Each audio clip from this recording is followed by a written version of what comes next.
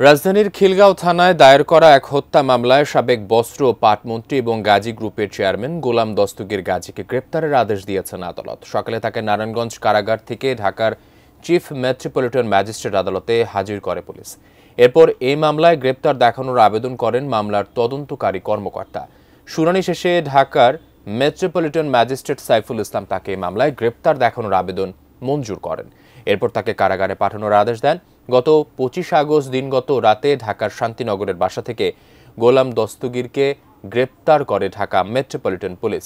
আটকের পর থেকে বেশ কয়েকটি হত্যা মামলায় রিমান্ডে ছিলেন তিনি।